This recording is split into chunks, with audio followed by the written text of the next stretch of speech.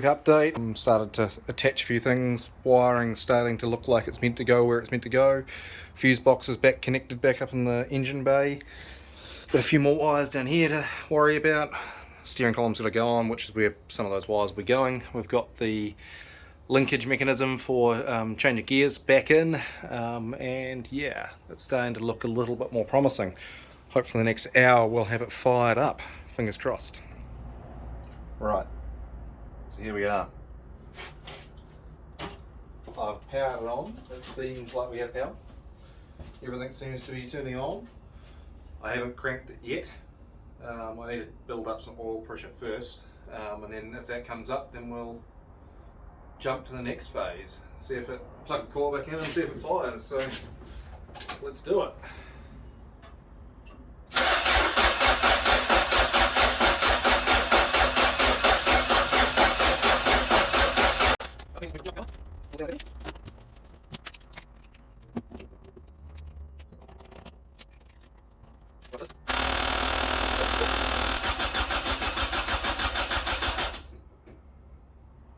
Right, we managed to make some oil pressure. Oil pressure lights come off, so plug a coil in and see if it fires. If it does, I'll shut it down pretty quick. But let's see.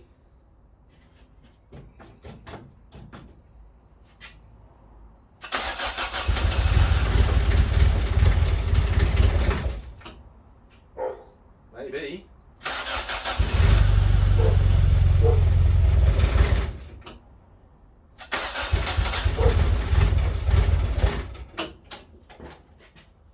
Not have a wire around the wrong way.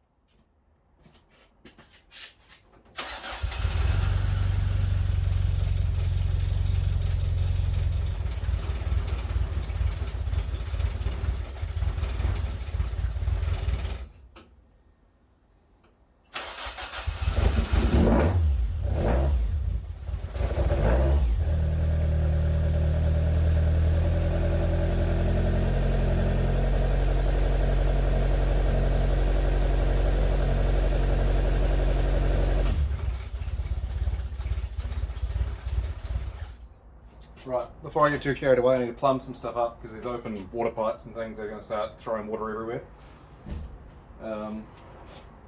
But we're in business, so wicked.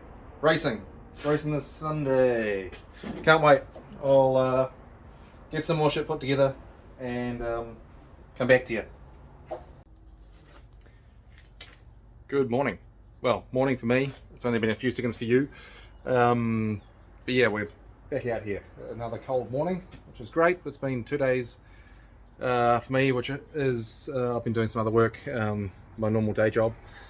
Although I'm pretty much on my own now, which is great. It means I can do projects like these.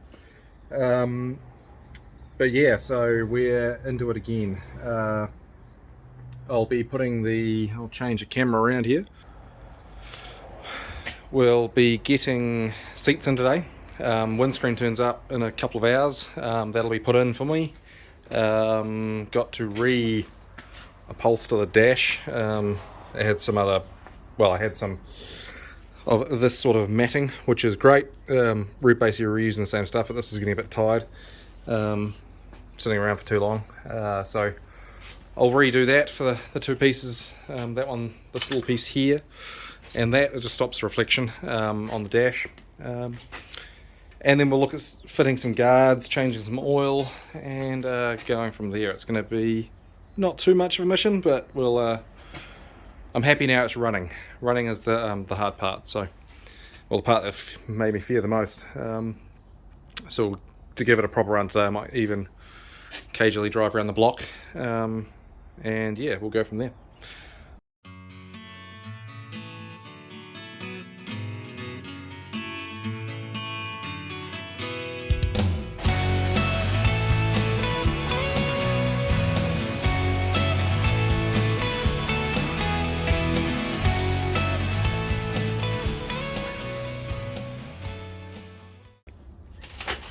a nice matte finish.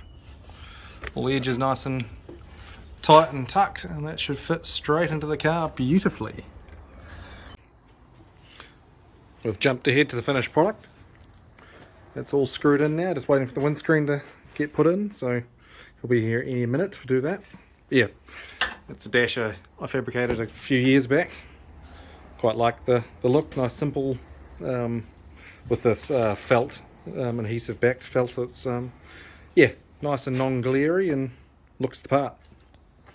Okay, so glasses in, as you can see. Bit of a moment. Things didn't quite fit how they were meant to, but we've managed to talk to it a little bit to get it to fit, so now all sits as it should. We're back in business in that respect. Got our wee fan in here, my C-Flow. This is what I use for basically defogging the windscreen. I've got a wee, the original actual heater core out of the car, bolted up underneath the dash here, and dragging air usually through here, which is from the obviously the outside of the car. That's if we just want some fresh air, and at the moment being winter, we're just going to drag it from inside the car. But yeah, suck it in through here and blow it out the top. So that's just on a wee switch. Quite noisy, but race car. So yes, on to the next phase. We have basically a complete car, less a bumper, which I'll leave off until I do the bash plate here.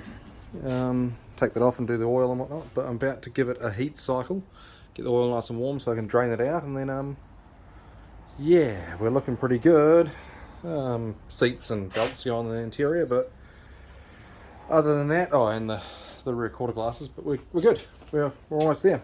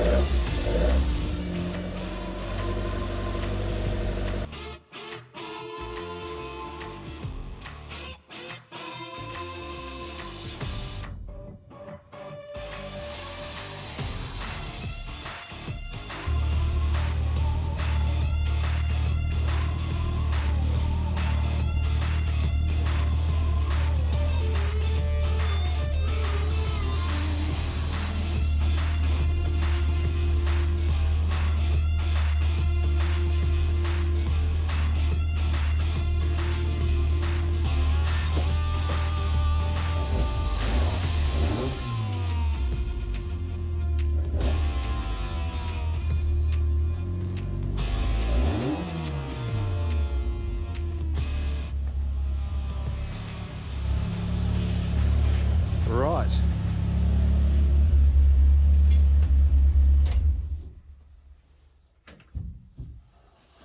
Heat cycle done. All is well. Time to drop the oil and put some fresh stuff in. So a bit of a rundown of what we have as far as a motor. So it is a Toyota 4AGE. It's the last of the 16 valve motors, so it's what they call a small port, or red top I think is another name for them, but small port's the proper name. It's a factory motor that came in this car. I have stripped and rebuilt, or re-bearinged, and rings, all the bottom end, and top end has had a port, bit of a polish. It's got 304 intake cam with a 297 degree, as advertised, exhaust cam, blacktop ITBs that I've custom machined out the internal of to make them round, and built some sleeves. You can see in there a CNC machined manifold. That's just off the internet, that fits blacktop throttle bodies. I've opened that out for the bigger throttle bodies, being that this is sort of silver top designed, because they're round. Everyone likes to use silver top, but I've gone to a black top because that's what I had, which the black top, by what I'm talking about black top, it's individual throttle bodies. So there's 1, 2, 3, 4 throttle bodies, and they come from a later model 4AGE. I can't remember the internal diameter of them, but the biggest of the lot anyway. It's just got a pipe across filter. I've custom made a bracket splash shield around. Yeah, 4 2-to-1 headers. Again, all custom made by myself. That goes into, as I say, 4 into 2, and then into 1 further down there. Then it's branched straight through 2 1/4 all the way to the exhaust, 2 1/4 to keep the height off the ground. Rallying, obviously you end up with a lot of hits, so I wanted to keep as much protected as possible. It's got a 6-speed gearbox on it at the moment, which is from a, again, later model car which came out with a 4AGE in it, and they are factory limited slip differential, so that is the best you can get without going to aftermarket gear sets, which are expensive, although that's probably where I'm going to have to go to start competing in the higher realms of the 1600 class of rallying. So a little bit peaky. It's really got a good usable rev range from about 5,500 all the way to 9. Another day done. We're pretty close. Some door seals, a little bit of trim, seats, and we're ready for a road test.